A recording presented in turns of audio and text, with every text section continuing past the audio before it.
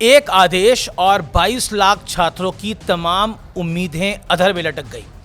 बस एक आदेश और 44 लाख माता पिताओं के सपने मझधार में फंस गए। एक आदेश और middle class, lower middle class परिवारों के 30 से 40 हजार करोड़ रुपए स्वाहा हो गए। इनमें से इस पैसे का जुगाड़ किसी ने घर बेचकर, किसी ने जमीन बेचकर, किसी ने खेत बेचकर इकट्ठा किया होगा। इतने पैसे इकट्ठा करने के लिए किसी माँ ने अपने जेवर गिरवी रखे होंगे, किसी पिता ने अपना महंगा इलाज रोका होगा। अब नीट का पेपर लीक होना इन परिवारों के सपने पर किसी वज्रपात से कम नहीं है। किसी ने सही कहा, यह एक तरह का मर्डर है, मौत है। लेकिन ऐसा कैसे हो जाता है कि देश की सबसे बड़ी मेडिकल प्रवेश परीक्षा के पेपर केरल से लेकर राजस्थान तक बिकते रहे और किसी को कानो कान खबर नहीं लगी। चोर आए और पूरा घर लूट के लेके चले गए। पेपर हो गया, तब पता चल रहा है कि नीट का पेपर लीक करने वाला गैंग देश भर में फैला एक संगठित मल्टी स्टेट नेटवर्क हो सकता है। राजस्थान से हरियाणा तक और हरियाणा से दिल्ली, केरल, जम्मू कश्मीर, बिहार तक जांच में जो सुराग हाथ लग रहे हैं, उससे यह भी पता चल रहा है कि पेपर लीक करने वाले कितने सुनियोजित यानी ऑर्गेनाइज तरीके से काम कर रहे हैं। सोर्सेस के मुताबिक जांच एजेंसियों को शुरुआती जांच में पेपर लीक का जो रूट मिला है, उसने सबकी नींद उड़ा रखी है। दावा है कि पेपर सबसे पहले लीक होकर नासिक से निकला, नासिक से हरियाणा पहुंचा, वहां से जयपुर और फिर सीकर पहुंचा। यानी राजस्थान कहीं ना कहीं सेंटर में है इस पूरे मामले के अंदर। फिर सीकर से पेपर जम्मू कश्मीर, बिहार, केरल और उत्तराखंड तक फैलाया गया। अधिकतर जगहों पे भारतीय जनता पार्टी की सरकारें हैं। मैं किसी पर ब्लेम गेम नहीं डाल रहा, लेकिन सवाल कई खड़े होते हैं। सरकारें क्या मौन थी? प्रशासन क्या चुप था? मुख्यमंत्री क्या सो रहे थे? यह सवाल पूछा जाना चाहिए। यह भी पता चला है कि यह पेपर एग्जाम से 4 दिन पहले सीकर में एक छात्र को 28 लाख रुपए में भी बेचा गया है। सोचिए, यह सौदा पेपर का नहीं था, यह उन बच्चों की आत्माओं के साथ था, उनके माता पिताओं की उम्मीदों के साथ था। देश की सबसे बड़ी परीक्षा का सबसे बड़ा पेपर लीक होकर देश भर में भ्रमण कर लाखों करोड़ों रुपए इधर से उधर हो रहा है और पूरा तंत्र ना जाने कहां लापता है। सो रहे हैं सब लोग, मुख्यमंत्री से लेकर डीजी तक, पुलिस अफसरों तक, सब सोए पड़े हैं। क्या खाकर क्या पीकर, मैं कुछ कहना नहीं चाहता। पेपर लीक होने की बात तब पता चली जब परीक्षा से जुड़ा एक गेस्ट पेपर टेलीग्राम, व्हाट्सएप और एक ऐप टेलीग्राम पर घूमने लगा, जिसके 720 में से करीब 600 नंबर के सवाल असल क्वेश्चन पेपर से मेल खा रहे थे। इसी गैस पेपर को केरल में पढ़ने वाले एमबीबीएस एक छात्र ने अपने पिता को भेजा। उसके पिता पीजी संचालक हैं। आरोपी एमबीबीएस छात्र ने पिता को मैसेज कर कहा, पापा यही पेपर आएगा, हॉस्टल की लड़कियों को दे देना।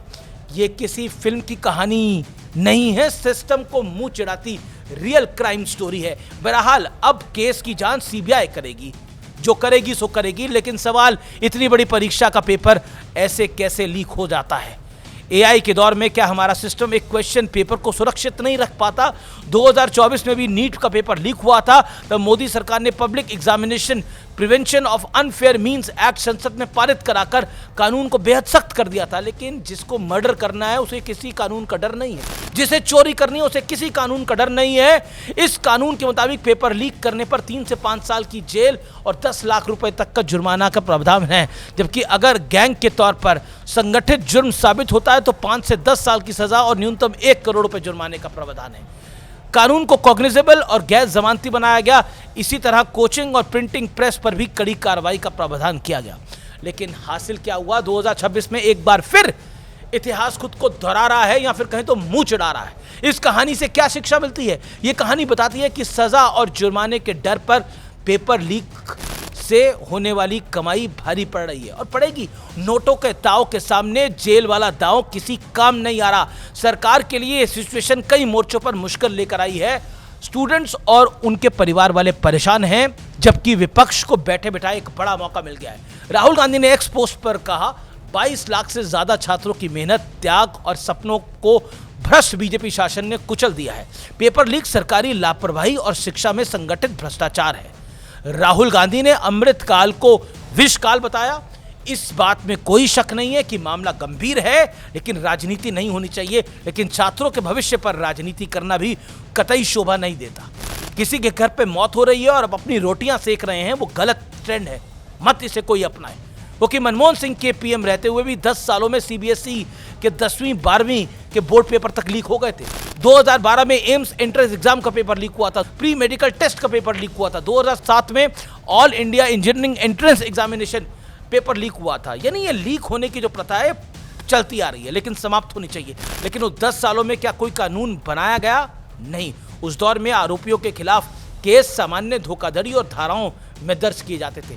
पेपर लीक्स मोदी सरकार के दौर में भी हुए हैं, लेकिन सरकार ने कड़ा कानून बनाया। हालांकि यह भी कटु सत्य है, कड़वा सच है कि इस कानून से पहले और बाद दोनों दौर में पेपर लीक होते रहे। ये मामला राजनीति का नहीं, देश के भविष्य के साथ खिलवाड़ करने वाले लीकेज के खिलाफ संगठित होने का है।